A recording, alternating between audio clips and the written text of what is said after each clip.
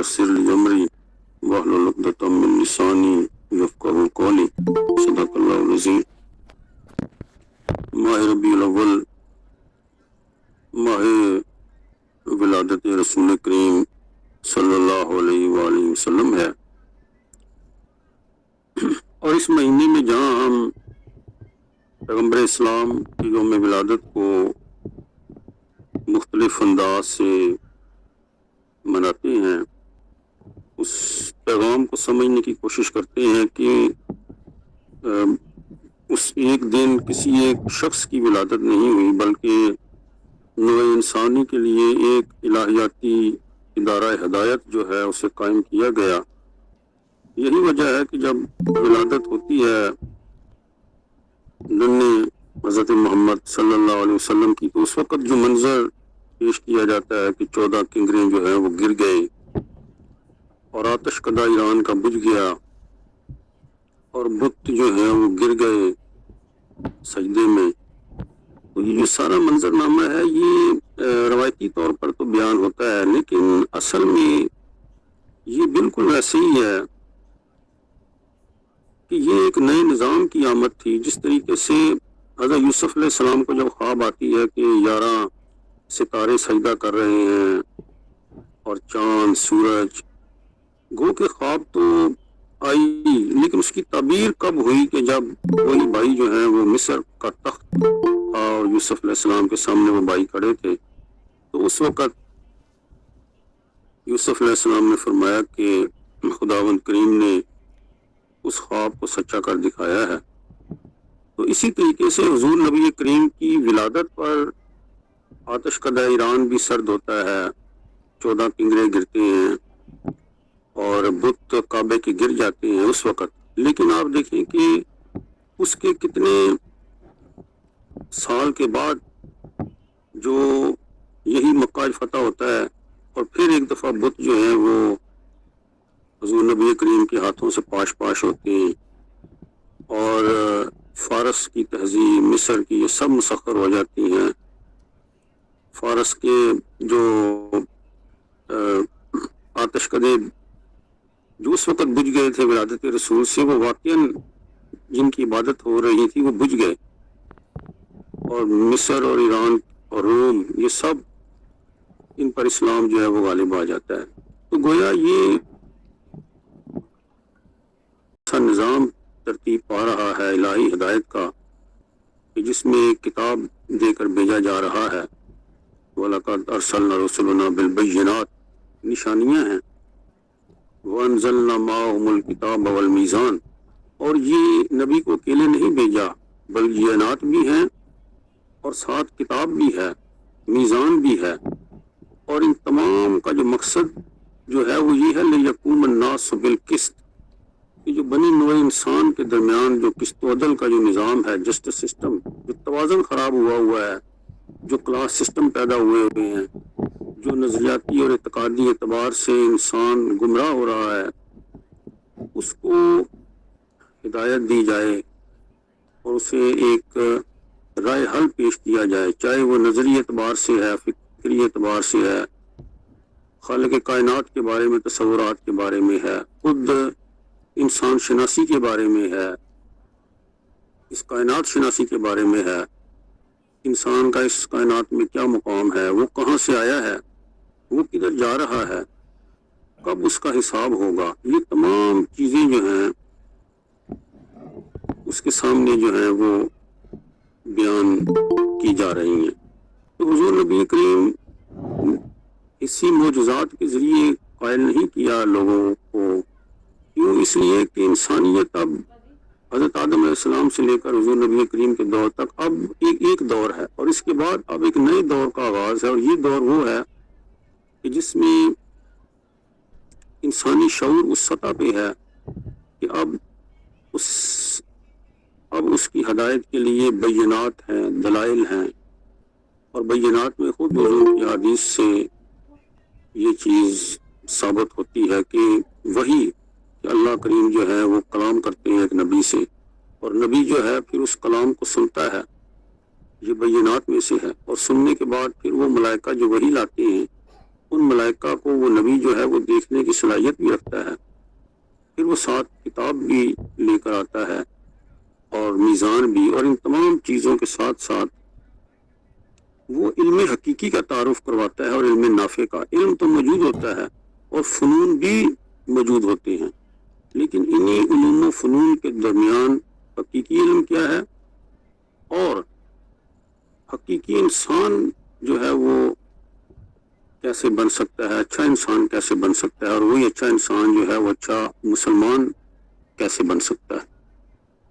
تو اس میں جو اصل میں موضوع تو جو ڈاکٹر یاسر ستی صاحب نے پیش کیا ہے وہ یہی ہے کہ انسان شناسی کے ایک نئے دور کا آغاز ہوا ہے ولادت نبی کریم سے، لیکن اصل میں اگر اس موضوع کو اس طریقے سے دیکھا جائے کہ یہ جو خود شناسی ہے اور انسان شناسی ہے، یہ مقدمہ ہے اور بنیاد ہے خدا شناسی کا۔ جو توحید ہے، توحید کی معرفت، اسے علماء نے تقسیم کیا ہے 4 راستوں میں: توحید ذاتی، توحید صفاتی، توحید عبادی، توحید افعالی۔ کہ توحید ذاتی کے یعنی اس کی ذات میں اور کوئی شریک نہیں ہے، توحید صفاتی جیسی اس کی صفات ہیں ایسی صفات جو ہے اس کی صفات میں کوئی شریک نہیں ہے، عبادی اس کی عبادت میں کوئی شریک نہیں ہے، اور افعالی کہ وہ افعال کا خالق بھی خود ہے، عزت و ذلت وہی دیتا ہے، تخلیق کے کائنات میں اس کا کوئی شریک نہیں ہے۔ تو یہ تمام جو توحید کی اقسام ہیں، ان کو سمجھنے کے لیے پہلے یہ دیکھنا ہے کہ آیا انسان جس چیز کو علم کہتا ہے اور حضور کے دور تک جس چیز کو علم کہا جا رہا تھا، آیا اس وقت تک جو مفکرین ہیں وہ علم کسے کہتے تھے؟ کچھ تو کہتے تھے یہ تجربات کا ایک بنڈل ہے، اور کچھ کہتے تھے یہ مشاہدات اور تجربات کا نچوڑ ہے، اور کچھ جو ہے وہ کہتے تھے کہ جو معرفت توحید جو ہے یہی علم ہے، اور کچھ صرف نحو، منطق، بیان، کلام، فلسفہ ان کو علم سمجھتے تھے۔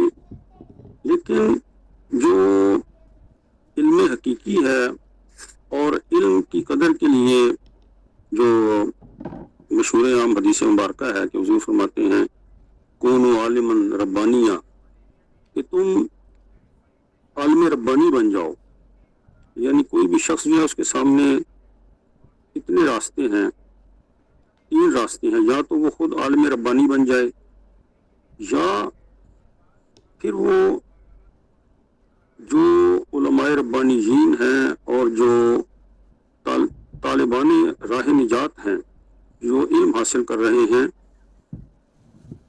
وہ خود طالب علم بن جائے، یعنی متعلم بن جائے، اور اگر یہ بھی نہیں ہے تو پھر وہ علماء ربانیین اور طلباء ان کو دوست رکھے، ان سے محبت رکھے، یعنی کونوا عالما ربانیہ او متعلما سبیل النجاہ او محب اللہما، یا پھر محبت والا بن جائے۔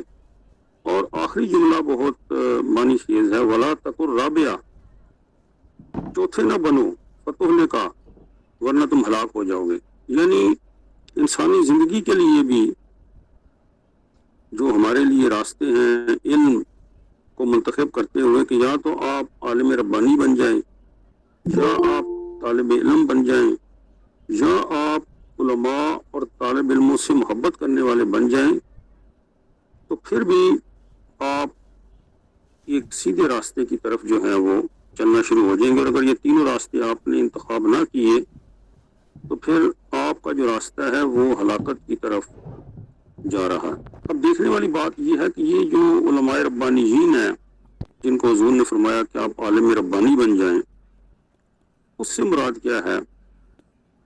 یہ علماء وہ ہیں جو دلیل اور تجربے کے میدان میں مصروف عمل ہیں، اور کما ہیا یعنی جیسے وہ چیزیں ہیں ان کی حیات اور حقیقت کے اوپر غور کرتے ہیں، اور قرآن حکیم کے ساتھ ساتھ آیات کائنات کی تلاوت میں مصروف رہتے ہیں، اور ایک ایٹم سے لے کر گلیکسی تک نگاہ کر کے الحمد سے والناس تک کا سفر سمجھتے ہیں، اور یہی علماء ربانیین ہیں۔ اور ان کے بعد جو طالب علم ہیں وہ انہی راستوں میں ہیں، یعنی وہ جنت کے راستوں پہ چل رہے ہیں، اور جو تیسرا راستہ ہے وہ ہلاکت کا راستہ ہے۔ اب یہاں دیکھنے والی بات یہ ہے کہ آج کا جو ہمارا موضوع ہے کہ پہلے یہ دیکھا جائے کہ انسان کیا ہے۔ خود انسان اکثر سوچتا ہے اپنے بارے میں کہ میں کیا ہوں۔ اس کے بارے میں بھی جب حضور کی ولادت ہوئی اور جب انسانی فکر کا آغاز ہوا، حضور نے جس ماحول میں آنکھ کھولی تو وہاں کیمیا دان یہ کہہ رہے تھے کہ انسان تو کاربن اور پانی کا ایک مرکب ہے۔ کوئی یہ کہہ رہا تھا جو ماہر علم الابدان تھا کہ انسان تو گوشت پوست، ہڈیوں، اعصاب اور چربی اور بالوں کا مرکب ہے۔ منطقی یہ کہتے تھے کہ انسان مرکب ہے حیوان اور ناطق کا، جس کی جنس حیوان ہے۔ کوئی کہتا ہے کہ انسان ایک ایسی پیچ در پیچ مشین ہے جو بے شمار خلیوں، ریشوں، ریشم دار نسوں اور ہڈیوں کا مجموعہ ہے۔ اور جو سنویت پرست ہیں وہ کہتے ہیں کہ انسان جسم اور روح کا مرکب ہے اور روح ایک غیر فانی جوہر ہے۔ لیکن جب کلام الہی سے سوال ہوتا ہے تو حضور فرماتے ہیں خلق الازواج کلھا مما تنبت الارض ومن انفسہم ومما لا یعلمون۔ اب دیکھیں کہ یہاں قرآن حکیم ہدایت انسانی کے لیے آتا ہے کہ وہ فکر جو ہزاروں سال سے سوچ رہی ہے کہ آیا یہ جو انسان ہے، دو پاؤں پر کھڑا ہے، دو آنکھیں ہیں، یہ ہے کیا؟ تو قرآن آگے بڑھ کر اس کا جواب دیتا ہے کہ انسان 3 ارکان کا مرکب ہے۔ ایک زمین پر چلنے والا یعنی جسم اور نفس ہے، اور ایک وہ رکن ہے کہ جسے کوئی نہیں جانتا یعنی روح، اور روح کے بارے میں سوال ہوا تو فرمایا وما اوتیتم من العلم الا قلیلا، کہ روح کا علم تو بہت کم لوگوں کو یا بہت کم عطا ہوا ہے، اور وہ علم اتنا کم عطا ہوا ہے کہ مما لا یعلمون، گویا پھر بھی کوئی نہیں جانتا۔ اب حکماء نے ان 3 ارکان یعنی جسم، نفس اور روح کو علیحدہ علیحدہ ایک مکمل انسان کا مقام دیا ہے۔ انسان طبیعی ہے، انسان نفسی ہے اور انسان عقلی ہے۔ جو انسان طبیعی ہے اس کا اگر شجرہ دیکھا جائے تو اس میں انسان ایک حیوان اکبر ہے، اس کے اندر 2 پہلو ہیں، مادی اور غیر مادی، اور ریڑھ کی ہڈی رکھنے والے جیسے دوسرے حیوانات ہیں ویسے ہی اس کے اندر بھی ریڑھ کی ہڈی ہے۔ اور جو سائنس جن لوگوں نے پڑھی ہے وہ سمجھتے ہیں کہ یہ جو سب فائلم ورٹیبریٹس ہیں یعنی ریڑھ کی ہڈی والے حیوانات، اور 5ویں کلاس جو میملیا کی ہے یعنی دودھ پلانے والے، یعنی جنس کے لحاظ سے تو انسان حیوان ہے۔ انسان حیوان ہے منطقی طور پر، اس کی ایک فصل ممیز ہے جسے قدیم فلاسفہ نے ناطقہ کہا ہے۔ لیکن اب دیکھنے والی بات یہ ہے کہ اس کے اندر کچھ نوعی خاصے بھی ہیں، یعنی یہ سیکھنا، پڑھنا، جاننا، یہ اس کے اندر چیزیں اسے ایک حیوان سے ممیز کرتی ہیں۔ اور اب دیکھنے والی بات یہ ہے کہ جو قرآن جو ہے وہ جب نظریہ پیدائش پہ بات کرتا ہے تو قرآن فرماتا ہے خلقکم من نفس واحد وخلق منها زوجها، کہ اللہ نے فرمایا کہ میں نے تمہیں ایک نفس سے پیدا کیا اور اسی سے جوڑا بنا دیا۔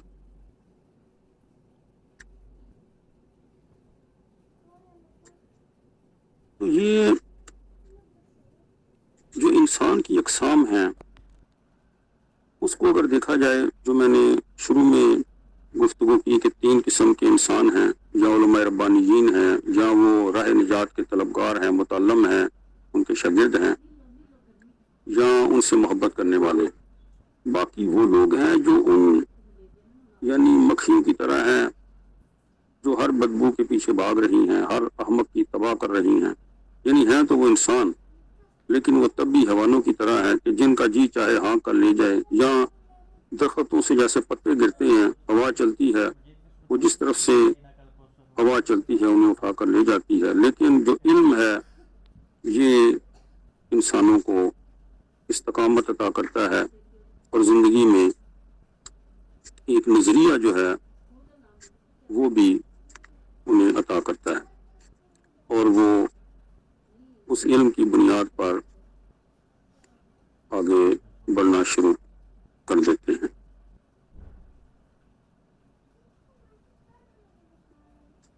اب ایک چیز جو سب سے بڑی بات جو مقصد حیات ہے کہ انسان جب بھی اپنی ذات پر غور کرنے کا آغاز کرتا ہے تو اسے جس سوال پر سب سے زیادہ غور کرنا پڑتا ہے وہ یہ ہے کہ اس کی زندگی کا مقصد کیا ہے. جو ہمارا آج کے موضوع کا مقصد ہوگا کہ اصل میں جو پیغمبر آتے ہیں، جو پرستش کا جذبہ ہے، عبادت کا جذبہ ہے، وہ تو انسانوں کے اندر موجود ہوتا ہے شروع سے. اسی لیے تو انسان کبھی چاند کے آگے لیٹا ہوا ہے، کبھی آگ کے آگے لیٹا ہوا ہے، کبھی بتوں کے آگے لیٹا ہوا ہے، اس لیے کہ اس کے اندر ایک جذبہ پرستش، جذبہ عبودیت جو ہے وہ موجود ہے. لیکن خارج میں وہ کس چیز کی عبادت کرے اور جس کی عبادت کرے اس کی کیا ذات ہے، اس کی کیا صفات ہیں، وہ جس کی عبادت کر رہا ہے اس ہستی کے ساتھ اس کا تعلق کیا ہے.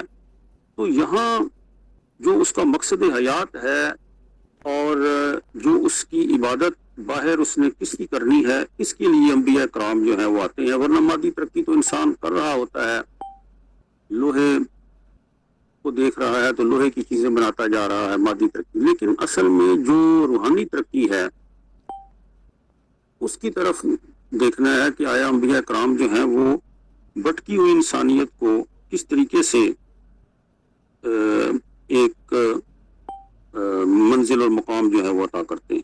جو ہے مبارکہ قرآن حکیم کی ہے، وَوَجَدَ کا ضَالًّا فَہَدَىٰ، کہ حبیب کریم ہم نے آپ کو اپنی تلاش میں سرگرداں پایا تو ہم نے آپ کو ہدایت دے دی. تو اس کی جو عرفانی تعبیرات ہیں وہ علماء روحانیین نے یہ کی ہے کہ جس طرح ایک صحرا ہوتا ہے اس کے اندر ایک شجرۃ الزال ہوتا ہے، ایک ہی درخت کھڑا ہوتا ہے جو صحرا کے اندر اہل عرب جانتے ہیں، جو لسان العرب تو سمجھتے ہیں کہ ایک درخت کھڑا ہوتا ہے پورے صحرا میں. اسے شجرۃ الزال اس لیے نہیں کہتے کہ وہ درخت گمراہ ہے، بلکہ اس لیے کہتے ہیں کہ وہ پورا جو نظام ہدایت ہے اس کی طرف اشارہ کر رہا ہوتا ہے کہ صحرا میں چلنے والے جو ہیں وہ بھٹک نہ جائیں بلکہ اس طرف آئیں گے تو راستہ پا جائیں گے. تو اسی طریقے سے جو انبیاء کرام ہیں وہ بھی انسانوں کی دو طرح کی جو ہدایت جو ہے وہ کرتے ہیں. جب سوال پیدا ہو رہے ہوتے ہیں کہ انسان کا جو مقصد حیات کیا ہے، آج بھی یورپ کے جو ڈاکٹر بینتھم سے لے کر بڑے بڑے فلسفی وہ آج بھی گمراہ ہیں. جب وہ حضور کے در پر اور حضور کے پیغام سے پہلو تہی کرتے ہیں تو وہی 2-3 ہزار سال پرانی بات کرتے ہیں کہ انسان کے لیے جناب یوٹیلیٹی کا تصور جن دوستوں نے اکنامکس پڑھی ہے، یہ شدت لذت، مدت بقائے لذت اور دائرہ اثر لذت، وہ کہتے ہیں کہ انسان کا مقصد حیات تو یہ ہونا چاہیے کہ زیادہ سے زیادہ لذت حاصل کرے. اور حصول لذت کی یہ 3 شرطیں ہیں: شدت لذت، مدت بقائے لذت کی کتنی دیر آپ کی وہ پلیئر رہنی ہے، اور دائرہ اثر لذت یعنی شدت سے مراد تقصیر لذت ہے اور مدت بقا سے مراد لذت کا دیر اثر ہونا ہے، اور دائرہ اثر کا مطلب ہے لذت سے بہرہور افراد کی تعداد کی کثرت. اور یہ ہے وہ علم الاخلاق اور ماحول کے جس کے اندر ایک نبی کی ضرورت محسوس ہوتی ہے، اور وہ انسانوں کو آ کر بتاتا ہے کہ یہ صرف لذت اٹھا لینا اور اس دنیا سے لذتیں اٹھا کر چلے جانا یہ انسان کا مقصد تخلیق نہیں ہے. تو اسی طریقے سے بینتھم سے لے کر اس سے پہلے جو ڈاکٹر مل ہے، اس طریقے سے جو مغربی مفکرین ہیں، میں ان کو کوٹ نہیں کرنا چاہتا، لیکن دیکھنے کی بات یہ ہے کہ جو اسلام ہے اس نے مقاصد حیات کی تشریح میں 2 دائرے قائم کی ہیں. ایک تو اجتماعی مقاصد حیات ہے ہم سب کا، اور دوسرا انفرادی مقصد ہے. انفرادی مقصد حیات جو ہے وہ اس اجتماعی مقصد حیات کے دائرے کے اندر ہی ہے، مگر اس چھوٹے سے دائرے کی پرکار باہر والے دائرے کے اندر رہ کر اپنا علیحدہ دائرہ بناتی ہے. اجتماعی مقصد حیات ہمارا کیا ہے؟ ہم اس فورم پہ امت رسول ہیں. ہمارا مقصد یہ ہے لیظہرہ علی الدین کلہ، کہ ہم اللہ کا جو دین ہے اسے غالب کر دیں. یہ ایک حکومت الہیہ قائم کرے، عالمی سطح پر پیسفل اقدار کا نفاذ کرے اور پوری دنیا سے غیر اللہ کی عبادت جو ہے وہ ختم ہو جائے. لیکن اسلام کے زیادہ مسالک ایسے ہیں جن کے مفکرین اس مقصد کے حصول کے لیے متعدد راستے بتاتے ہیں. کسی نے جنگ کو اس کے مقصد کے حصول کا ذریعہ بنا لیا، کسی نے تبلیغ کو اس مقصد کے حصول کا ذریعہ بنایا کہ انسان کا مقصد تبلیغ ہی ہے، آئیں ہم چلا لگاتے ہیں اور تبلیغ کرتے ہیں. کچھ لوگوں نے روحانیت کو اس کے حصول کا ذریعہ بنا لیا، اور کچھ لوگوں نے سادی استحکام اور عالمی دولت کو کیپچر کرنے کو اس کے حصول کا ذریعہ بنا لیا. اس طریقے سے بہت سے ذرائع بیان ہوئے، مگر سب کا مقصد تو ایک ہی ہے کہ پوری دنیا پر ایک پرامن جو ہے وہ حکومت الہیہ قائم ہو جائے. ان مختلف ذرائع کے بیان کرنے کی وجہ یہ ہے کہ ان بیان کرنے والے مفکرین کے پاس حکومت الہیہ کا کوئی تصور نہیں ہوتا. لیکن نبی جب آتے ہیں آپ دیکھیں کہ جب حضور نبی کریم کی ولادت ہی ہوتی ہے تو ایک یہودی جو ہے وہ توریت ہاتھ میں پکڑ کر پہاڑ سے اتر رہا ہے اور وہ کہتا ہے کہ لوگوں کی آخری نبی کی ولادت ہو چکی ہے اور یہ وہ نبی ہوگا جس کے ذریعے سے چاروں طرف جو دین ہے اس کا دین غالب ہو جائے گا اور یہ آخری نبی آ چکا ہے. یعنی اہل یہود کو اس وقت بھی معلوم تھا کہ جو نبی آ رہا ہے اس کا جو دین اور پیغام ہے وہ ایک تو انسانوں کے لیے ہدایت ہوگا، دوسرا انفرادی سطح پر اور دوسرا اجتماعی سطح پر بھی وہ غالب آ جائے گا جو بھی اس پر عمل کرے گا. اور یہی حضور نے اہل مکہ سے کہا تھا کلمہ پڑھ لو قولوا لا الہ الا اللہ تفلحوا، اور یہ تمہارے عرب و عجم ہر چیز جو ہے وہ تمہارے زیر نگی ہو جائے گی. تو واقعاً وہ چیزیں جو ہیں وہ بعد میں ثابت بھی ہوتی ہیں. اور اس طریقے سے ایک اور واقعہ ایک یہودی عالم کا مشہور ہے کہ اس نے حضور نبی کریم سے فرمایا کہ آپ کیا لے کر آئے ہیں، آپ کو کیا ملا ہے؟ تو حضور فرماتے ہیں قاف ہا یا عین صاد. پھر وہ اسی طریقے سے پوچھتا رہتا ہے اور کیا ملا ہے. جب حضور فرماتے ہیں اسے مختلف اسماء تو وہ اندازہ لگاتا ہے کہ جو ان کی حکومت ہے وہ کتنی ہے یا ان کا جو اقتدار ہے ان کی جو جورسڈکشن کتنی ہے. اور آخر میں جب حضور اسے ایک دو اور اسم بتاتے ہیں تو وہ ایک دفعہ بکھلا جاتا ہے کہ یہ تو انفینٹی ہے، یہ تو جہانوں کی سرداری لے کر آئے ہیں اور یہ تو قیامت تک اور قیامت کے بعد کی بھی ان کے لیے ان کو میری جو توریت جو کتاب ہے وہ بتاتی ہے کہ یہی وہ نبی ہیں کہ جن کی رحمت جو ہے وہ جہانوں کے لیے ہے اور لامحدود ہے. تو بہرحال اب ہم مقصد حیات پہ جب آتے ہیں تو کچھ لوگ کہتے ہیں کہ انسان نماز روزہ کی طرح کے اعمال پر عمل پیرا ہونے سے یہ مقصد حاصل کر سکتا ہے اپنی زندگی کا. کچھ لوگ کہتے ہیں کہ صرف عقیدہ درست کرنے سے بات بن جاتی ہے، اور کچھ لوگ مخالفت نفس کرتے ہیں، کچھ لوگ میڈیٹیشن کا راستہ جو ہے وہ اپنا لیتے ہیں. لیکن ان تمام مقامات پر دیکھنے والی بات یہ ہے کہ انسان کی حقیقی ترقی کیا ہے. انسان 3 ارکان کے مجموعے کا نام ہے، یعنی جسم، نفس اور روح. جب ان ارکان کا درجاتی تقابل کرتے ہیں تو ہمیں یہ بات نظر آتی ہے کہ جسم سے نفس افضل ہے اور نفس سے روح افضل ہے. اسی طرح جسمانی ترقی سے نفسانی ترقی افضل ہے اور نفسانی ترقی سے روحانی ترقی افضل ہوگی. اور اس طرح منطقی نتیجہ تو یہی ہوگا کہ اصل ترقی روحانی ترقی ہے، کیونکہ جو چیز زیادہ بلندی پر ہوتی ہے اسے پانے میں اتنی ہی زیادہ محنت درکار ہوتی ہے، اور روحانی ترقی کے لیے محنت اور مشقت بہت زیادہ درکار ہوتی ہے. اور انسان محنت سے جی چراتا ہے، اور انسان کی جسمانی اور روحانی ترقی کی راہ میں سب سے بڑی رکاوٹ انسان کا اپنا نفس ہوتا ہے، کیونکہ نفس چاہتا ہے کہ اس انسان مرکب پر اس کی حکمرانی پر کوئی ڈاکہ نہ ڈالے. مگر اس حقیقت سے کوئی انکار نہیں کر سکتا کہ اللہ نے انبیاء علیہ السلام کو صرف اسی لیے بھیجا ہے کہ انسان روحانی ترقی کرے اور انسان اس درجے پر پہنچ سکے کہ اس کا نفس اتنا ریفائن ہو کہ وہ مادی جسم کے ساتھ ملائے اعلیٰ کا بھی مشاہدہ کر سکے. مگر یہ بات نفس کو بہت ناگوار ہوتی ہے، اور انسان واقعی حقیقی ترقی چاہتا ہے اسے اپنے نفس کے ساتھ لڑنا پڑے گا. مگر کسی دشمن سے لڑنے سے قبل ہر شخص اس کے داؤ پیچ کو جاننا ضروری سمجھتا ہے. بس وہ داؤ پیچ کیا ہے، وہ راستہ کون سا ہے، اس کے لیے ہمیں اس کی فطرت کو بھی سمجھنا پڑے گا. اور اس میں وہ واقعہ میں ضرور حوالہ دوں گا کہ حضور نبی کریم مدینہ کے بازار سے گزر رہے ہیں تو 3-4 نوجوان جسمانی ورزش کر رہے ہیں، کچھ پتھروں کو اٹھا رہے ہیں اور کہتے ہیں کہ اللہ کے رسول ہمارا فیصلہ تو کریں، ہم میں سے کون طاقتور ہے، کون جیتے گا. حضور بیٹھ جاتے ہیں، زیر لب مسکرا رہے ہیں، وہ پہلوانی کر رہے ہیں، پتھروں کو اٹھا رہے ہیں، اور آخر میں حضور فیصلہ بھی فرما دیتے ہیں کہ یہ فلاں جیت گیا ہے.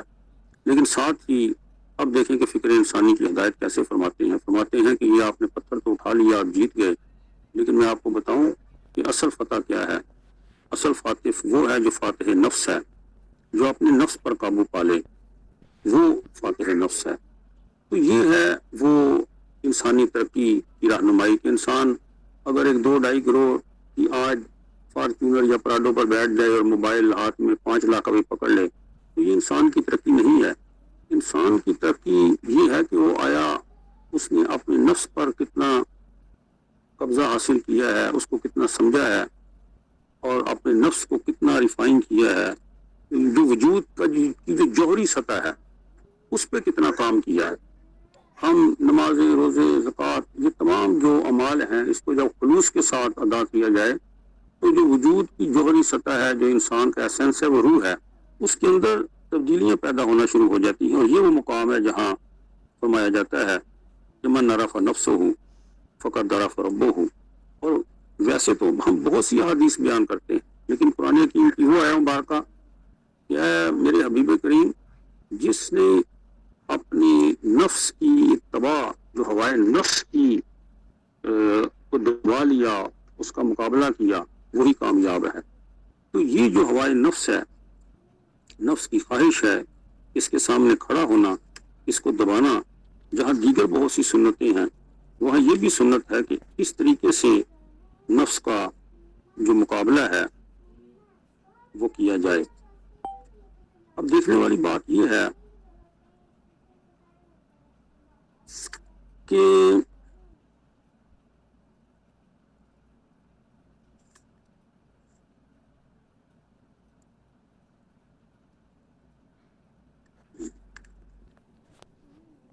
جب ہم نفس کو سمجھنے کی طرف آتے ہیں تو نفس کے لیے جو صحبت ہے وہ بہت ضروری ہے.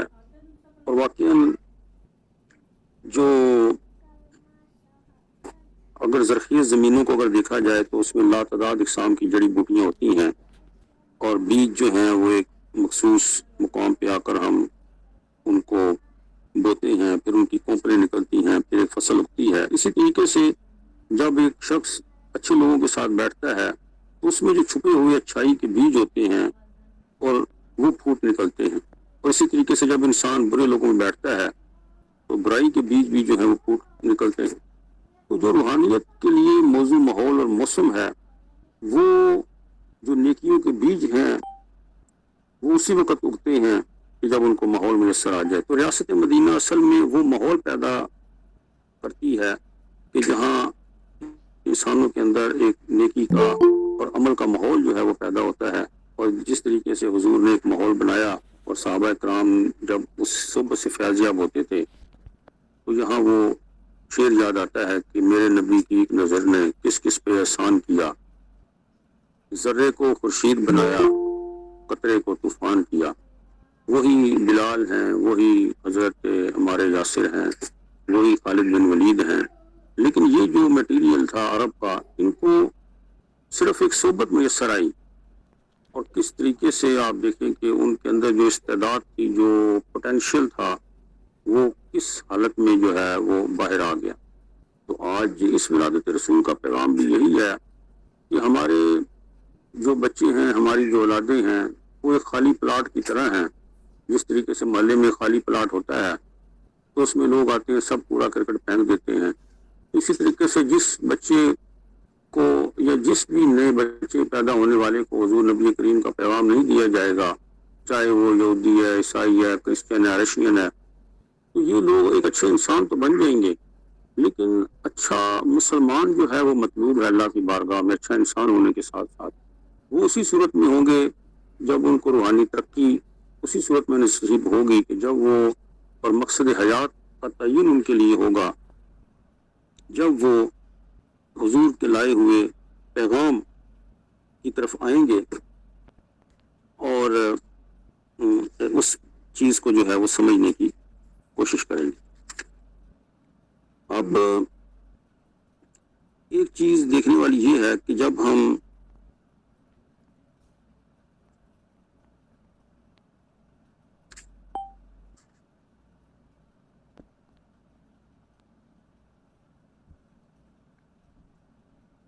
اپنے گرد و پیش میں دیکھتے ہیں کہ مذہب سے جو بیزاری کا عنصر ہے وہ بھی بہت زیادہ ہے. ہمارے ساتھ لوگ نمازیں، روزے، حج، زکوٰۃ پڑھ رہے ہیں ہماری، لیکن یہ ہے کہ جو اس کی آؤٹ کم ہے، جو دیکھنا ہے کہ جو معاشرے میں جو اس کے ثمرات ہیں، جو مدینہ فاضلہ میں اور ریاست مدینہ میں قائم ہوتے تھے، آیا وہ آج ہمیں کیوں حاصل نہیں ہو رہے؟ کہاں ایک جو لکونہ ہے اور ڈیفیکٹ ہے، آیا وہ کہاں موجود ہے جس کی وجہ سے یہ یورپ جو ہے وہ اچھے انسان پیدا کر رہا ہے لیکن اچھے مسلمان نہیں پیدا کر رہا. اور اسلامی دنیا جو جہانی اسلام کا آج یہ مسئلہ ہے، یہ تمام علماء کو بھی درکار ہے کہ ہم اچھے مسلمان تو پیدا کر رہے ہیں لیکن اچھے انسان پیدا نہیں کر رہے. یہ جو ایک خلا پیدا ہو چکا ہے، اور پھر اسی ماحول میں سوال پیدا ہوتے ہیں. بچے ہم سے پوچھتے ہیں کہ اچھا انسان مطلوب ہے یا اچھا مسلمان، تو ہم انہیں کہتے ہیں کہ اچھا انسان بن ہی نہیں سکتا اس وقت تک جب تک وہ اچھا مسلمان نہ بنے. تو اچھا مسلمان ہونے کے لیے ضروری ہے کہ جو حضور نبی کریم صلی اللہ علیہ وسلم کا جو لایا ہوا پیغام ہے، اس پیغام کو کلی طور پر اس انداز سے سمجھا جائے کہ جو 4 آیات ہیں قرآن حکیم کی، اس میں مقاصد نبوت بیان ہوئے، تو اس میں چاروں آیات میں تزکیہ نفس کی بات ہے. تو اس کی جو علماء کرام کی میں نے جو تشریح دیکھی، اس میں انہوں نے کہا کہ چاروں آیات میں کہیں تزکیہ شروع میں ہے، کہیں تزکیہ درمیان میں ہے، کہیں تزکیہ کو آخری مقام پہ رکھا گیا. اس سے مراد یہ ہے کہ آپ تزکیے سے فرار حاصل نہیں کر سکتے. آپ کو زندگی کی ابتدائی سطح پہ بھی تزکیے کی ضرورت ہے، درمیان میں بھی ضرورت ہے، اور آخری سطح پہ بھی. ہر مرحلے پہ تزکیہ نفس جو ہے وہ علم کے ساتھ ساتھ ضروری ہے. یہ تزکیہ نفس ہوگا اور تلاوت آیات ہوگی، کتاب و حکمت کی تعلیم ہوگی، تو پھر جو انبیاء کرام کا جو لایا ہوا پیغام ہے لِیَقُومَ النَّاسُ بِالْقِسْطِ، پھر جو نظام قسط و عدل ہے وہ قائم ہوگا، جو انصاف جو تمام انبیاء کرام کی زندگی کا مقصد تھا.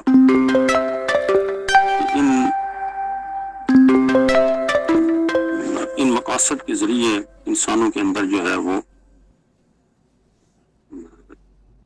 ایک نظام قسط و عدل قائم کیا جائے. اور یہی وجہ ہے کہ حضور نبی کریم نے مدینہ میں کوئی بڑے پل نہیں بنائے، کوئی رفاع کے اتنے کام نہیں کیے، لیکن انسانی معاشرے کو سعادت کی طرف گامزن کیا. آج ہم رفاع یونیورسٹی بھی بنا رہے ہیں، ویلفیئر کے کام کر رہے ہیں، رفاع کر رہے ہیں، لیکن جو سادہ ہے، انبیاء کرام کا جو پیغام ہوتا ہے وہ سادہ کی طرف لے کے جاتا ہے، وہ سعادت کی طرف لے کے جاتا ہے. اور سعادت انسانی نفس میں تزکیہ کو پیدا کرتی ہے، اسے جو اس کا مقصد ہے کہ وہ کہاں سے آیا ہے، کہاں موجود ہے، کہاں جا رہا ہے. جب یہ تمام اس کی فکری تربیت کر دی جاتی ہے اس انسان کی، تو پھر وہ عملی زندگی میں جب وہ آتا ہے تو وہ علم نافع کی طرف بڑھتا ہے، وہ اس نفع و نقصان سے بالاتر ہو جاتا ہے. اور جو اقبال نے کہا کہ اے کبھی جاں اور کبھی تسلیم جاں ہے زندگی، تو کبھی وہ جان دے دینے کو ہی زندگی سمجھتا ہے.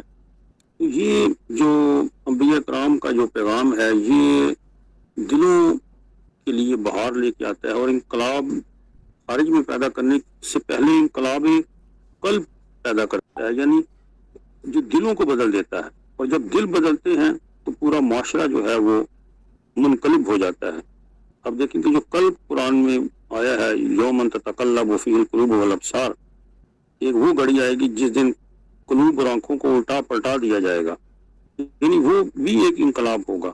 لیکن اس سے پہلے ایک انسان کو ارادی طور پر انقلاب کی طرف لایا گیا ہے کہ تمہارے اندر یہ جو دل جیسی مشین ہے، اسے خود اپنی محنت اور کوشش کے ساتھ اس کو بدلنے کی کوشش کرو. اور جو انقلابات قلبی ہیں جو دل کے، اس میں بہت سی بیماریاں بھی ہیں، جس میں دلوں کا ٹیڑھا ہونا ہے، جس میں دلوں کا ریب ہے، یعنی جسے ارتجابیت کہا جاتا ہے، کہ جب انسان ٹیڑھے پن کا شکار ہوتا ہے تو وہاں ایک اور مرض جنم لیتا ہے کہ اس میں دل میں شک جو ہے وہ پیدا ہونے شروع ہو جاتے ہیں. وارتابت قلوبہم فہم فی ریبہم یترددون، یعنی اس وقت یہ ارتجابی قلوب ہیں کہ جو ہر وقت جو ہے وہ شکوک و شبہات کا شکار ہو جاتے ہیں. اس کے بعد قساوت قلبی ہے، فویل للقاسیۃ قلوبہم من ذکر اللہ. اور پھر ایک جو قلب ہیں جو ٹیڑھے ہیں وہ انہیں اکنہ کہا گیا ہے، کہ جب انسان کا قلب تفکر نہیں کرتا، سوچ سمجھ پیدا نہیں کرتا، تو ایک ہلکا سا پردہ اس کے دل پر پڑ جاتا ہے.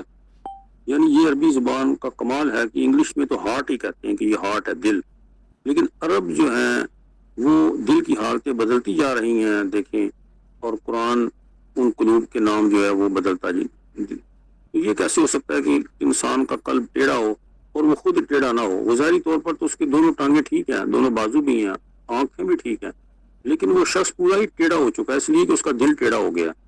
اور قرآن نے یہی کہا اہل یہود کے بارے میں کہ موسیٰ ان کے دل ٹیڑھے ہو چکے ہیں، اور اب بات یہ ہے کہ اب انہیں کہو کہ اگر یہ وعدہ پورا کریں، اپنا سیدھے ہو جائیں، تو پھر ہم بھی انہیں سیدھا کر دیں گے۔ لیکن انسان ٹیڑھا بھی خود ہوتا ہے اور اس میں سیدھا بھی خود ہونا ہوتا ہے، اور اس کی دل کی جو سختی ہے، دل جو ہے وہ اکنا بن گیا ہے۔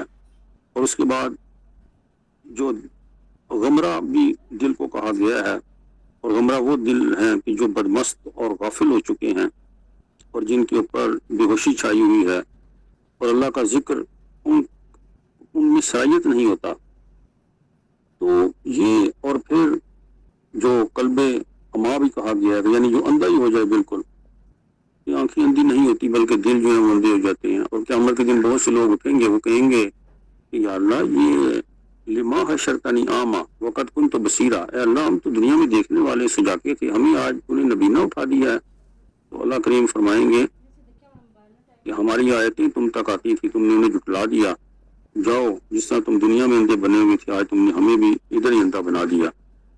تو یہ جو پیغام ہے ابو جہل جیسے لوگوں کے لیے، ابو لہب جیسے لوگوں کے لیے، اور پھر حضور سے فرمایا گیا کہ اے میرے حبیب، آپ انہیں نہیں سنا سکتے، یہ تو مردہ ہیں۔ حالانکہ حضور کسی قبرستان میں تو تبلیغ نہیں کر رہے تھے، کسی مکہ کے قبرستان میں تو نہیں تھے، مکہ کے شہروں میں تبلیغ کر رہے تھے، لیکن وہ ابو جہل، ابو لہب، وہ شخص جو نبی کے پیغام کو قبول نہ کرے، وہ اس صدی کا ہو یا آج کی صدی کا ہو، وہ مردہ ہی ہے۔ جو پیغام رسول ہے وہ انسانوں کو حیات عطا کرتا ہے، اور اسی لیے قرآن حکیم کی آیات ہے کہ اے میرے حبیب، یہ لوگ آتے ہیں آپ کے پاس، آپ ان کو زندہ کر دیں۔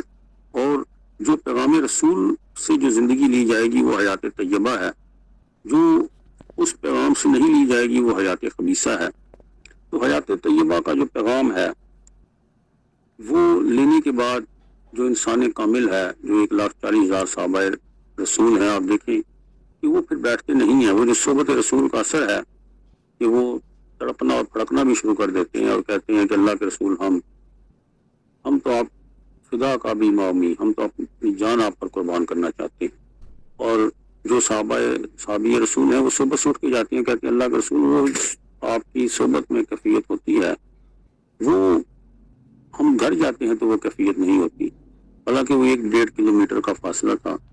یہاں مجھے جیلم سے جو بابا عرفان الحق کا جملہ یاد آتا ہے کہ وہ کیسے صحابہ کا دل زندہ تھے کہ جو 1.5 کلومیٹر کے بعد جا کر حضور کی صحبت کے بعد سوچتے تھے کہ ہمارا جو ایمان کا جو لیول ہے وہ کم ہو گیا ہے، تو ہمارا تو 14 صدیوں کا فاصلہ ہے، ہم نے تو کبھی ٹیسٹ لگا کر اپنے دل میں غور ہی نہیں کیا کہ آیا اللہ کے رسول ہم اپنے آپ کو کس مقام پر پاتے ہیں۔ ہمیں آج بھی چاہیے کہ ہم جب کلمہ شہادت پڑھیں، کلمہ پڑھیں، تو اپنے تصور کریں کہ ہم آیا اس کلام کو کس حد تک ہم نے محسوس کیا ہے، اور ہمیں وہ صحبت میسر تو نہیں ہے، لیکن ہم یہ جو پیغام ہے اس کے اندر بھی اتنی صلاحیت ہے کہ آج بھی اگر ہم حضور کے لائے ہوئے اس پیغام کے ساتھ جڑ جائیں، اور قرآن حکیم میں اللہ تعالیٰ نے فرمایا کہ ہم کسی شخص سے بھی کلام نہیں کرتے مگر یہ کہ وحی کے ذریعے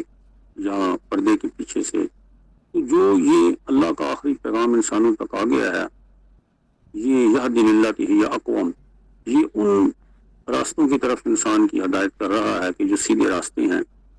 اور جب بھی انسان گمراہ ہوئے ہیں، یہودیوں مغضوب اور ظالم، خداوند کریم کی وہ پہچاننے کے سفر پہ نکلے، تعطیل کی گاٹیوں میں کہیں گر گئے، کہیں شرک کی گاٹیوں میں، کہاں سے کہاں۔ تو قرآن حکیم نے وہ راستہ دیا ہے کہ صراط الذین انعمت علیہم، کہ اس راستے پہ چلو جو انعام والوں کا ہے، اور سارا دن یہی کہتے رہو۔ اور انعام والے کون ہیں؟ اولئک الذین انعم اللہ علیہم من النبیین، وہ 1,24,000 انبیاء کا راستہ دیکھ لو، صدیقین کا راستہ دیکھ لو، شہداء کا راستہ دیکھ لو، صالحین کا راستہ دیکھ لو۔ تو واقعاً پوری جو سورہ فاتحہ کا مغز ہے وہ ایاک نعبد و ایاک نستعین تک تو دعا ہے، لیکن جو سورہ فاتحہ کا مغز یہی ہے کہ صراط الذین انعمت علیہم، جو انعام ہے وہ کیا ہے؟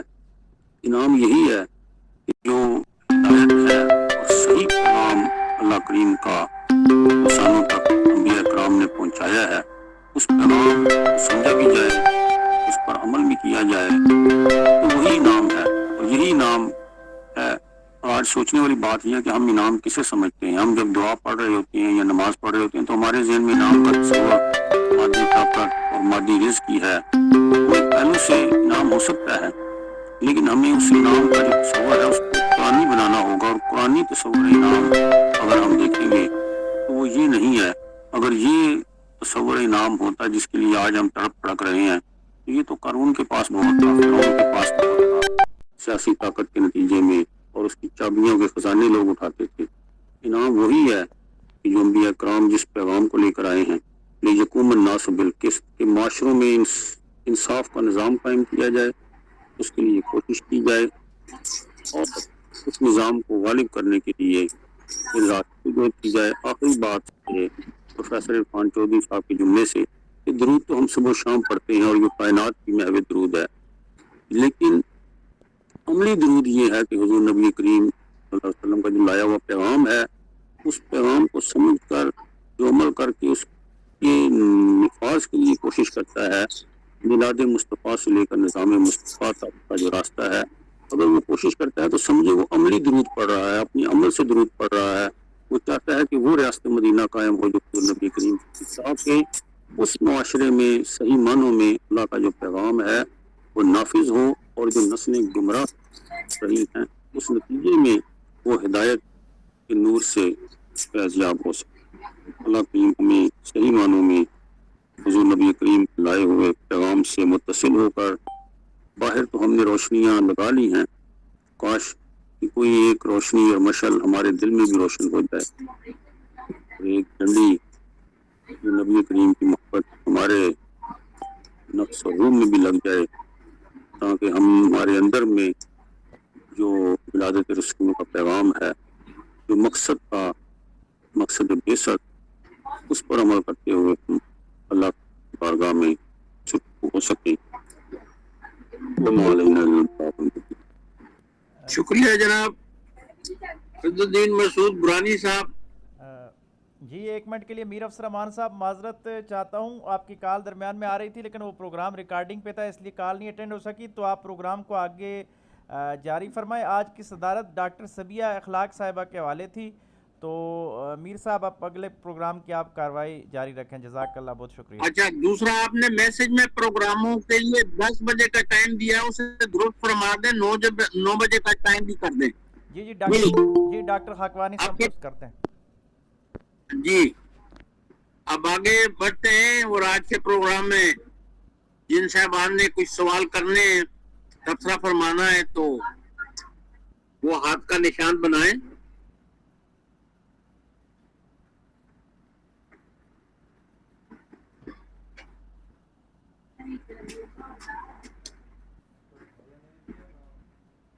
یہاں پہ کچھ ڈسٹربنس ہو گئی ہے۔ جی جاوید صاحب نے شاید یہ میاں بابر صاحب نے ہاتھ کا نشان بنایا ہے، وہ سوال کریں جی فرید الدین مسعود۔ جی ہاں جی میاں بابر صاحب، آپ سوال کرنا چاہتے ہیں، تبصرہ فرمانا چاہتے ہیں؟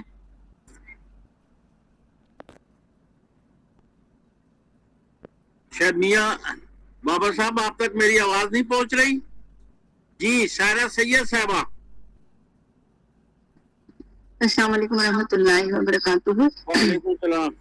جی محترم استاد صاحب، اللہ تعالیٰ آپ کے علم میں، عمل میں، زندگی میں، ایمان میں بہت برکت عطا فرمائے، اس پروگرام کو قبول فرمائے۔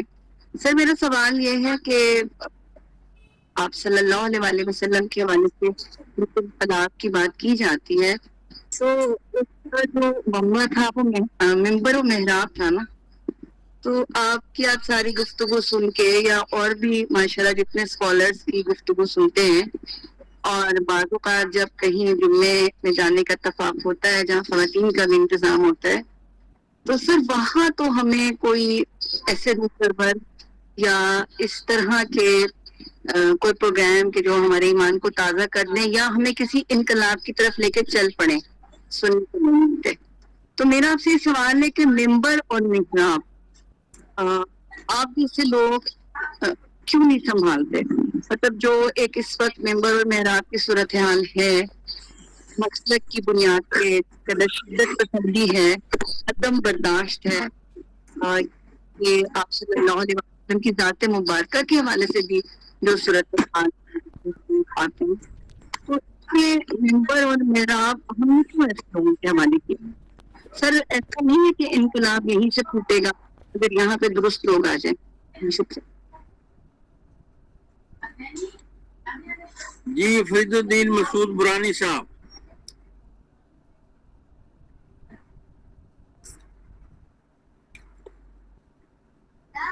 فرید الدین مسعود برانی جی صاحب. پہلے تو میں یہ عرض کروں گا کہ میاں بابر صاحب کا شاید میرا مائک آف تھا جس کی وجہ سے وہ ان کی آواز نہیں آ رہی تھی. اب میرا نیکسٹ وہ سوال انشاءاللہ لے لیں گے. باقی سارا سید صاحبہ کی جو بات ہے وہ ہم سب کا اجتماعی درد ہے.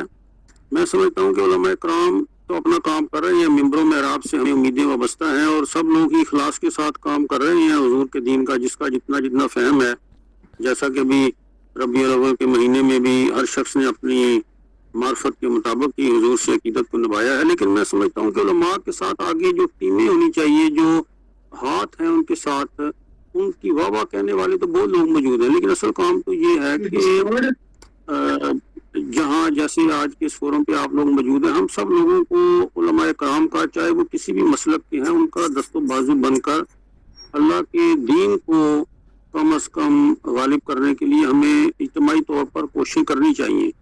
وہ علماء کرام کی جو آواز ہے وہ اتنی مؤثر نہیں ہو پا رہی معاشرے میں. صرف اس کی وجہ بھی وہ جو سیکولر قوتیں ہیں وہ کوئی نہ کوئی ایسا ایشو بنائے رکھتی ہیں معاشرے میں، اور وہ سمجھتی ہیں کہ یہ اگر دینی قوتیں سب اکٹھی ہو گئی تو جو طاغوت ہے اس کا خاتمہ ہو جائے گا. لہذا یہ طاغوتی قوتوں کا کام ہوتا ہے کہ وہ مذہبی طبقوں کو ہمیشہ سے ہی لڑائی رکھتے ہیں اور مختلف معاملات کوئی مسائل میں الجھائے رکھتے ہیں تاکہ جو حضور کا دین ہے وہ غالب نہ ہو. تو میرا تو یہ ہے کہ جو وارثان انبیاء ہیں، جو ہمارے علماء ہیں، اور یہ سب مخلصین ہیں، اور میں تو یہ سمجھتا ہوں کہ یہ تمام محروم طبقوں سے ہیں، اور اکثر میں تو کہتا ہوں کہ جمعرات کی روٹیاں کھا کر ان لوگوں نے دین پہنچایا ہے ہم لوگوں تک. تو ہم لوگوں کو اب چاہیے کہ اس دین کو ان کے دست و بازو بن کر اسے کوئی تحریک کی شکل دیں، کوئی ایک اجتماعی شکل دیں. وہ شکل بن اس لیے نہیں پا رہی کہ اتنی زیادہ مداخلت ہے ریاستی سطح پر بھی اور انٹرنیشنل اسٹیبلشمنٹ کے. وہ کہیں بھی آپ دیکھیں گے جب یہ الیکشن ہوتے ہیں تو جو جزیرہ چینل یا جو انٹرنیشنل یورپ کے چینل ہیں وہ کہتے ہیں اسلام پسندوں کے اتنے ووٹ پاکستان میں. وہ یہ نہیں بتاتے کس جماعت نے کتنے لیے ہیں. وہ کہتے ہیں جی اسلام دشمنوں کے اتنے ووٹ ہیں سیکولر قوتوں کے، اور اسلام پسندوں کے 3%. یعنی وہ یہ بتلانا چاہتے ہیں کہ یہ اسلام جو نکلا تھا بڑی شان سے اپنے گھر سے، جس نے روم و عرب کو جو ہے وہ فتح کر لیا تھا، تو آج دیکھو ہم نے اس کی حالت کیا کر دی ہے. تو آج واقعی اسلام غریب ہے، اور جو حضور نے فرمایا تھا کہ پھر ایک دفعہ غریبوں میں واپس آ جائے گا. تو میں سمجھتا ہوں کہ یہ علماء کے ساتھ جو ہے جو پڑھے لکھے لوگ ہیں ان تمام کو جو دینی قوتیں ہیں ان کو مضبوط کرنا چاہیے، چاہے وہ کسی بھی حوالے سے کام کر رہی ہیں، اور پھر وہ اکٹھے ہو کر کسی فورم پر اگر اجتماعی طاقت بنائیں تو انقلاب جو نظام مصطفیٰ کا خواب ہے وہ شرمندہ تعبیر ہو سکتا ہے. جی شکریہ فرید الدین مسعود صاحب. میاں بابر صاحب نے بات کرنی ہے. میاں بابر صاحب اپنی گفتگو رکھیں. جی السلام علیکم ورحمۃ اللہ وبرکاتہ. جی میاں صاحب کا ماشاءاللہ میں نے بیان سنا ہے تو بہت اچھا ہے. میں ابھی عشاء کی نماز کے بعد جب آیا ہوں تو میں بڑا کنفیوز ہوتا ہوں. میں میاں صاحب کو پتا ہے کہ میں آؤٹ آف کنٹری رہتا ہوں سعودیہ میں، اور پچھلے 30 سال جو میں پاکستان ابھی آئے ہیں ہم لوگ. تو یہ ادھر سلسلہ جو کچھ چیزیں ایسی ہیں کہ جو امامت کراتے ہیں امام، وہ ان کے دنیا کے جو معاملات ہیں دیکھنے میں آتے ہیں کہ بس اسی طرح ہی ہیں جس طرح ہم لوگ بھی ہیں. تو آیا میں یہ سوال رکھنا چاہتا ہوں کہ اگر کسی امام کے پیچھے نماز پڑھ رہے ہیں آپ باجماعت اور آپ کا دل مطمئن نہیں ہے تو اس کا کیا حکم ہے شرعی؟ وہ ذرا پلیز ایک वाज़ह बता दीजिए, शुक्रिया। जी फरीदुद्दीन मसूद बुरानी साहब।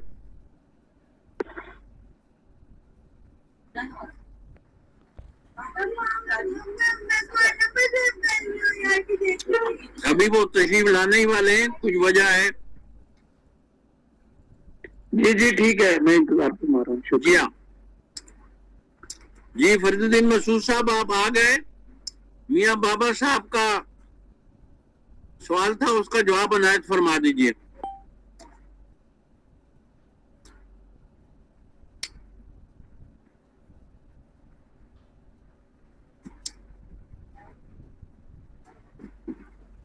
जी फरीदुद्दीन मसूद बुरानी साहब, आप तक मेरी आवाज पहुंच रही है जनाब?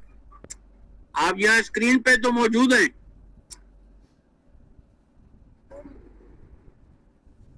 चले, उनकी आवाज नहीं आ रही तो मैं डॉक्टर यासर हुसैन सत्ती साहब से दरख्वास्त करता हूँ कि मियाँ बाबर साहब के सवाल का जवाब दे दें और अपनी गुफ्तगू भी रखें। जी माशाल्लाह जी, हर दफ़ा की तरह इस दफ़ा भी फरीदुद्दीन मसूद साहब ने नूरानियत से भरपूर मोती बखेरे हैं और मैं समझता हूँ कि मिलाद मुस्तफ़ा सल्लल्लाहु अलैहि वसल्लम के बयान करने के जो हकीकी तकाज़े हैं वो यही हैं कि फ़िक्र मुस्तफ़ा अलैहिस्सलाम को आम किया जाए और आलमगीर इस्लामी फ़लाई रियासत के लिए कोशिशें तेज़ की जाएँ। और आज के इस ख़िताब का, इस लेक्चर का, इस मकाले का यही मुद्दा था। तो मियाँ बाबर साहब का क्वेश्चन जो है ये तो कोई मुफ्ती हो, बड़े मुश्किल सवाल इन्होंने किया है। हमारे ख़्याल में तो ये है कि देखें,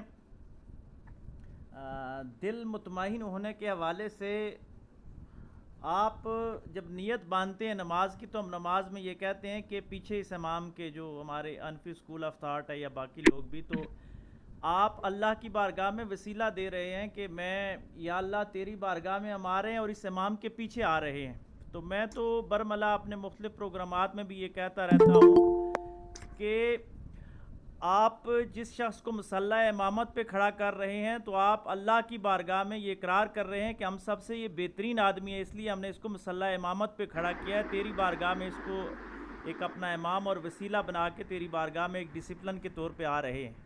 अगर हम इमाम को वो हैसियत नहीं देते जो हम नीयत में कर रहे हैं, तो हम ये सोचें कि हम किस अजीम हस्ती के साथ मजाक कर रहे हैं। हम सलाम फेरने के बाद इमाम की गीबत करते हैं, उसकी बुराइयां बयान करते हैं, या माशरे में उसको वो स्टेटस नहीं देते। जिस तरह फरीदुद्दीन मसूद साहब ने एक ज़िक्र किया था कि जुमरात की रोटियां खाकर ये लोग दीन का पैगाम दे रहे हैं, तो ये हमारी इज्तमाई ज़वाल का सबब भी यही बना है कि हमने अल्लाह तबारक व तआला की ज़ात के साथ ये अजीम मजाक किया है कि अल्लाह की बारगाह में जाकर, मस्जिद में जाके हम कहते हैं कि पीछे इस इमाम के, और बाहर निकलते हुए, वोट देते हुए, किसी जगह अपने मसाइल को हल करते हुए हम इमाम को पीछे छोड़ देते हैं और ये कहते हैं कि आपको इस चीज़ का क्या इल्म है।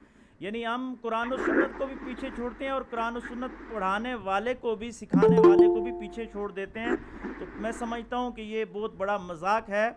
जो बंदा भी जिसको अपना इमाम समझे तो सिद्क़े दिल के साथ समझे, और इमाम साहब को भी चाहिए कि अगर लोग आपको मसल्ला इमामत पे ला रहे हैं तो ये हुज़ूर अलैहिस्सलाम का मसल्ला है, इसके तक़द्दुस का ख्याल हर मुमकिन कोशिश की जाए।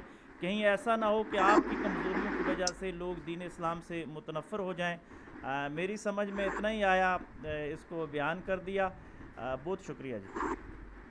सारा सैयद साहबा की ख्वाहिश है कि डॉक्टर सादत खाक़वानी जरा मजीद तशरीह पर बात दें इस सवाल की। बहुत शुक्रिया जी।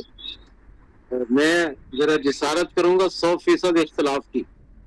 मेरे अल्फाज अगर सख्त हों तो मुझे माफ कर दीजिएगा। एक कौम शोएब गुजरी है जिसके पैमाने अलग थे, लेने के पैमाने अलग थे, देने के पैमाने अलग थे। अगर एक तो ऐसे शख्स के पीछे नमाज नहीं होती जिस पर दिल मुतमिन नहीं है, तो मेरा सवाल ये है कि क्या जिस दुकानदार से चीजें ली जाती हैं उस पर दिल मुतमिन है? जिन लोगों को वोट देकर हुकूमत पर बैठाया जाता है उनसे दिल मुतमिन है?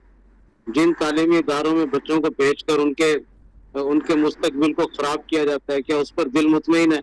जिन सवारियों में बैठकर सफर किया जाता है, क्या उनके ड्राइवरों से दिल मुतमिन है? आखिर ये दुनिया के पैमाने और मजहब के पैमाने अलग अलग क्यों है? क्या यही कौम शुएब का शिआर नहीं था جبکہ آپ صلی اللہ علیہ وسلم کی واضح حدیث موجود ہے کہ فاسق کے پیچھے نماز ہو جاتی ہے. تو پھر کیا ہم کسی نبی کا انتظار کرتے رہیں کہ کوئی نبی آئے گا تو پھر جماعت کرائے گا تو ہم نماز پڑھیں, نہیں تو گھروں میں بیٹھ جائیں؟ یہ معاشرہ تو اسی طرح کے لوگوں کا ہی ہے اور قیامت تک کسی طرح کے لوگ ہی آتے رہیں گے.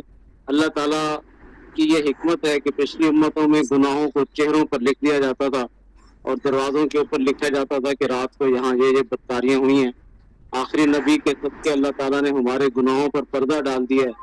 ہم گناہ کرتے ہیں اور چہرے پھر بھی ہمارے روشن رہتے ہیں.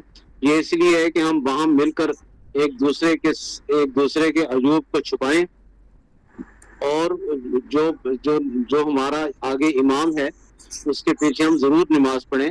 تصویر کا دوسرا رخ یہ ہے کہ ہم فوج پر کتنا خرچ کرتے ہیں, بیوروکریسی پر کتنا خرچ کرتے ہیں, عدلیہ پر کتنا خرچ کرتے ہیں. جج مر بھی جائے تو اس کی بیوہ کو پورے کے پورے بینیفٹس ملتے ہیں, کوئی کمی بیشی نہیں ہوتی, کوئی کٹوتی نہیں ہوتی.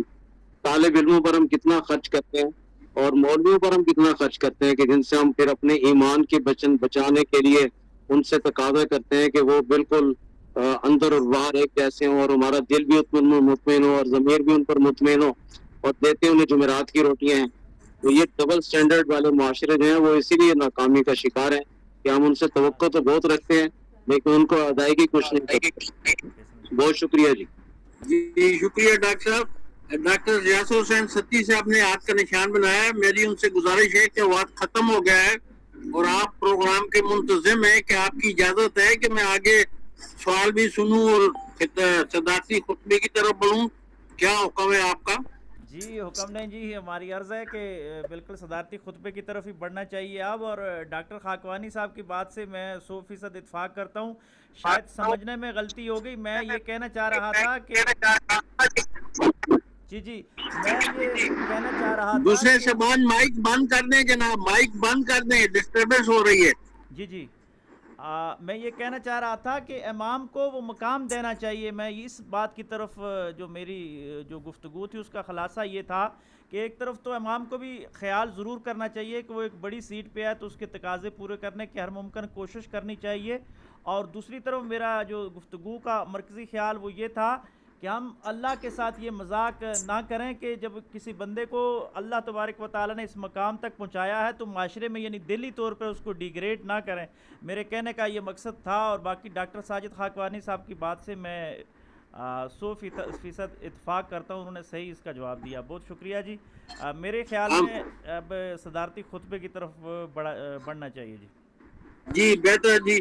میں آج کے پروگرام کی صدارت فرمانے والی ڈاکٹر صبیہ اخلاق صاحبہ سے درخواست کر رہا ہوں کہ وہ صدارتی خطبہ عطا فرمائیں. جی بسم اللہ الرحمن الرحیم. السلام علیکم ورحمۃ اللہ وبرکاتہ. خطبے کی طرف جانے سے پہلے میں ذرا جب ابھی گفتگو سن رہی تھی اور محترمہ سارہ سید صاحبہ کا جو درد مشترک ہے وہ ہم سب کا درد ہے, اور جو امام کی طرف بحث چھڑ گئی تھی تو علامہ اقبال کا ایک شعر ہے, پتہ نہیں میں صحیح پڑھ رہی ہوں یا غلط, قوم کیا چیز ہے, قوموں کی امامت کیا ہے, اس کو کیا جانے یہ بیچارے 2 رکعت کے امام. تو اب یہ بھی ایک ہمارے لیے بحث کا مقام ہے کہ یہ جو بیچارے کہا انہوں نے, 2 رکعت کے امام کہا, تو وہ ہمارا بر صغیر کا معاشرہ ایسا تھا کہ جو قصداً جمعرات کی روٹیوں پر پلنے والے کو مسجد کا امام بنایا گیا تاکہ ان کے اندر وہ کسی قسم نہ پیدا ہو سکے. اور اس کے ساتھ ساتھ جو ذرائع ابلاغ میں جو موویز بنی, فلمیں بنی, ان میں بھی امام صاحب کو بیچارہ اور بیچارے مطلب روٹیاں مانگنے والا اور اندھا اور لاٹھی ٹیک کے چلنے والا دکھایا گیا تاکہ نوجوان نسل ان کی طرف راغب نہ ہو سکے اور نہ ان کے پیچھے چلنے کا سوچ سکے. میں اس کو اپنے ساتھ ضرور ڈالنا چاہ رہی تھی کہ میں نے آپ کے ساتھ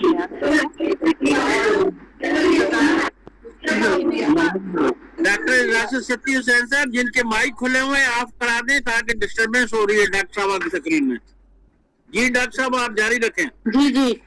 اور حزب سابق میرے استاد ہیں مسعود برہانی صاحب, اور ان کا ہر لفظ ہر چیز جو ہے وہ خود ہی اپنی وضاحت خود کرتا ہے اور حوالہ بھی وہ دیتے ہیں. اور جیسے مختصر میرے لیے بہت آسان ہوتا ہے ان کی تقریر کی صدارت کرنا, اس لیے کہ میں اس کو قلم بند کرتی جاتی ہوں اور پھر میں اس کو بیان کرتی ہوں تو مجھے لگتا ہے کہ ہاں شاید میں نے کوئی حق ادا کیا ہے ان کی تحقیق کا اور ان کی ریسرچ کا. تو جیسے کہ انہوں نے کہا کہ ادارہ ہدایت قائم کیا گیا حضور صلی اللہ علیہ وسلم کی ولادت مبارک کے ساتھ، کہ وہ تو ٹھیک ہے کہ 14 کنگرے گر گئے، آتش کا دستر ہوا، بت گر گئے، لیکن یہ تھا نئے نظام کی طرف اشارہ.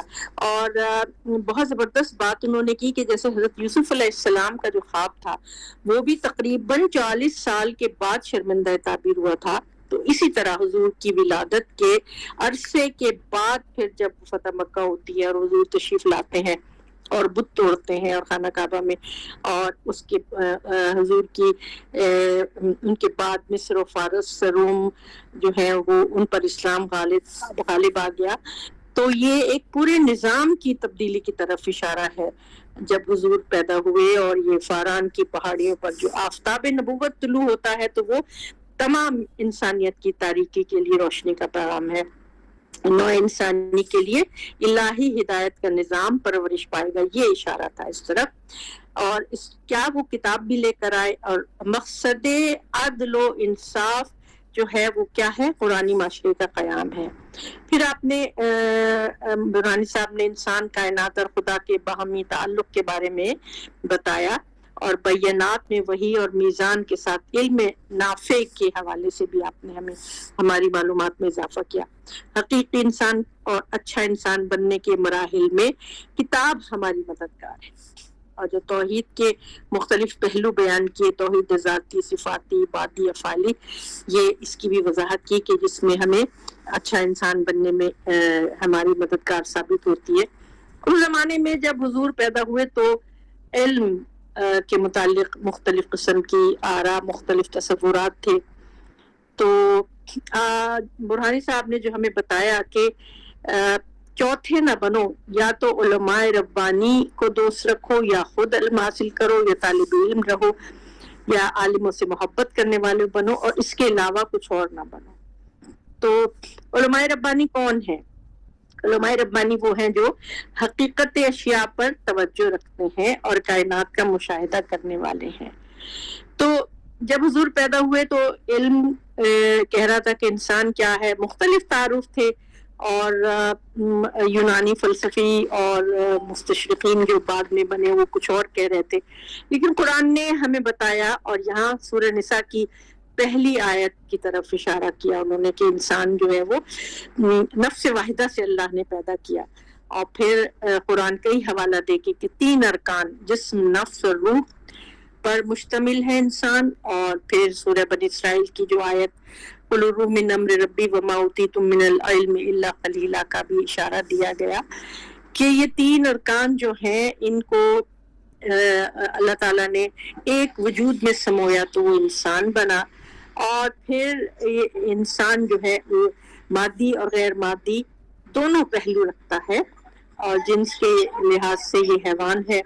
پھر برہانی صاحب نے میملز اور ریڑھ کی ہڈی رکھنے والے جانوروں کا بھی ذکر کیا.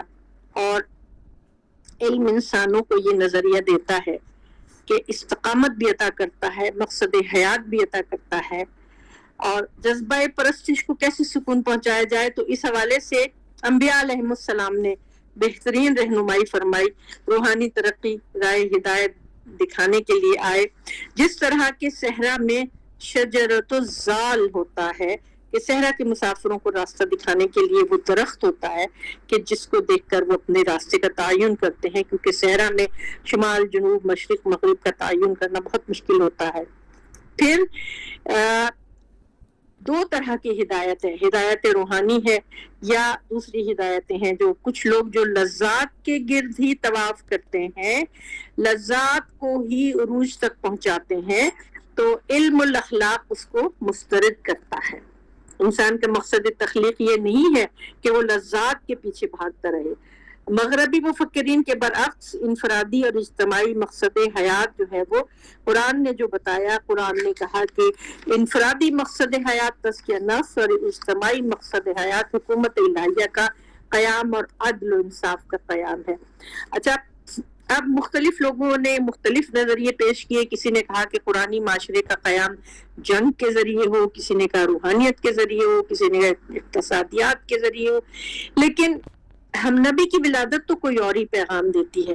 اور جیسے یہاں اگرچہ کہ اس شعر کا ذکر نہیں ہوا, لیکن اپنی ملت پر قیاس اقوام مغرب سے نہ کر, خاص ہے ترکیب میں قوم رسول ہاشمی.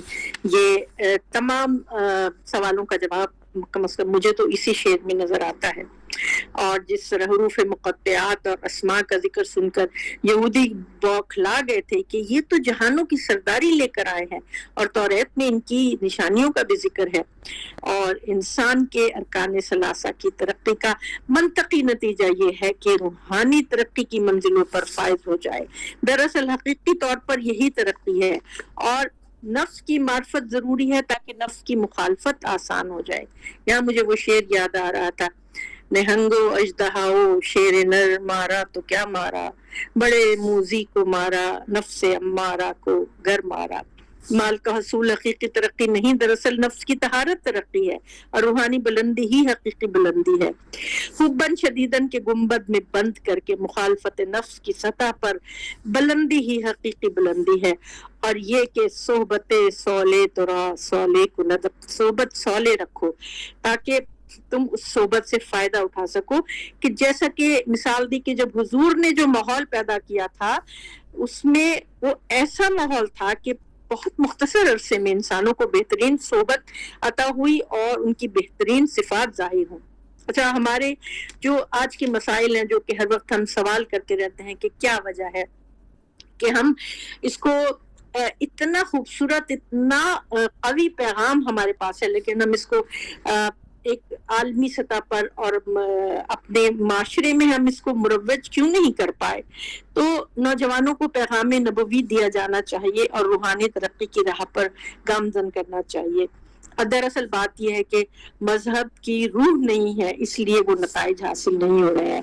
اچھا انسان, اچھا مسلمان بننے کے لیے تعلیمات نبوی میں غور کیا جائے, اور مقاصد نبوت میں تزکیہ نفس جو ہے وہ اولین, جیسے کہ ذکر کیا کہ 4 مرتبہ جہاں قرآن حکیم میں مقاصد بعثت کا ذکر ہے, اس میں تزکیہ نفس چاہے وہ پہلے ہو یا بعد میں ہو وہ ضرور ہے, اور وہ اہم ترین اس کا ایک قدم ہے. اس کے بغیر ہم اپنی نجات کو نہیں پا سکتے. پھر قلب کا جو معنی ہے, یہاں مجھے خیال آ رہا تھا کہ قلب کا تو معنی ہی بدلنے کے ہیں, منقلب ہونا, بدلنا, تبدیل ہونا. انسانوں کو اپنے دلوں پر توجہ رکھنی چاہیے اور شعوری طور پر اپنے قلوب کو امراض سے دور رکھنا, جو کہ ان امراض کا ذکر قرآن حکیم نے کیا ہے کہ ٹیڑھے دل, اوندھے دل, سخت دل, گونگے دل, اندھے دل اور پتھر دل جو قرآن نے ذکر کیا, جن میں مرض ہے اور ان کے اوپر مہریں لگی ہوئی ہیں. تو اپنے قلب کی طرف توجہ رکھنا مسلمان کا فرض ہے, اور صاحب قرآن نے ہمیں یہی پیغام دیا ہے. جو دنیا میں آیات الہی سے اندھے تھے, قیامت میں بھی اندھے ہی اٹھیں گے. حیات طیبہ عطا ہی رسول کے پیغام سے ہوتی ہے. صراط مستقیم کی طرف اللہ کی کتاب ہدایت کرتی ہے, اور 1,24,000 انبیاء, شہداء, صدیقین کا راستہ ہی انعام ہدایت ہے. یہ پیغام انعام اس وقت بنتا ہے جب ہدایت ملتی ہے. قرآنی معاشرے کے قیام کی کوشش کرنا مقصد حیات اجتماعی ہے. یہ عملی درود کا ورد ہے. انتہائی خوبصورت بات کی, جو کہ ایک ایسا تحفہ ہے جو ہم آج کی محفل سے لے کر اٹھنے ہیں, کہ عملی درود کا ورد کیا ہے, کہ ایک قرآنی معاشرے کا قیام, تاکہ ہم جو ہمیں درود پڑھنے کا حکم ہے کہ اللہ تعالیٰ بھی درود, اللہ تعالیٰ نے جو فرمایا ہے کہ میں اور میرے فرشتے درود بھیجتے ہیں, تو اے ایمان والو تم بھی درود بھیجو. تو عملی درود یہی ہے کہ قرآنی معاشرے کا قیام, عدل و قسط کا قیام, اور اس کی مسلسل کوششیں کرنا, اور نسل انسانی ہدایت کے نام سے منور ہو جائے, تو یہ ہماری کامیابی ہے.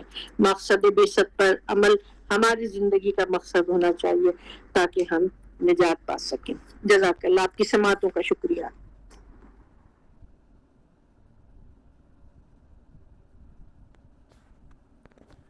جی بہت شکریہ ڈاکٹر صبیہ اخلاق صاحبہ.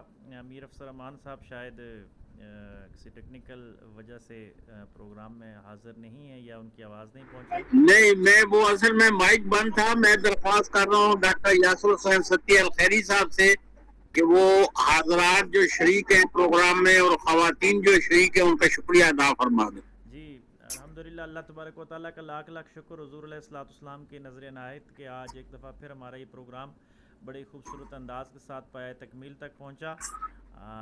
جتنے بھی حضرات اور خواتین نے اس پروگرام میں شرکت فرمائی، بالخصوص مقالہ نگار فرید الدین مسعود برہانی صاحب، ہر دفعہ کی طرح اس دفعہ بھی انتہائی محبتوں اور اخلاص کے ساتھ ان کا شکریہ ادا کرتا ہوں. ڈاکٹر سبیہ اخلاق صاحبہ سمیت اور باقی بھی جتنے حضرات و خواتین شامل ہوئے سب کا بہت شکریہ. ہمارے بہت ہی پیارے دوست ہیں مرزا افتخار صاحب، وہ سکردو سے آج اس پروگرام میں شامل ہوئے. کافی دیر بیٹھے رہے، پیچھے جناز صاحب کی تصویر بھی تھی، شاید سرکاری مصروفیات کے دوران ہی رات گئے، انہوں نے ٹائم نکالا اور پروگرام میں تشریف فرما ہوئے. ان کو بھی ہم خوش آمدید کہتے ہیں. اور جتنے بھی حضرات و خواتین اس پروگرام میں شامل ہوتے ہیں ان سے گزارش ہے کہ ہمارے قلم کارواں کے پروگرام ہفتہ بھر چلتے رہتے ہیں مختلف عنوانات کے تحت. رات 9 سے 10 بجے تک پروگرام ہوتے ہیں. منگل کے علاوہ تقریباً ہر روز یہ اسی صوتی لہروں پہ یہ پروگرام ہوتا ہے، تو اس میں ضرور شرکت فرما کر اس میسج کو باقی گروپس میں بھی بھیجا کریں. اللہ تبارک و تعالی ہماری دنیا اور آخرت کو بہتر فرمائے. سبحان ربک رب العزت عما یصفون وسلام علی المرسلین والحمد للہ رب العالمین. جزاک اللہ.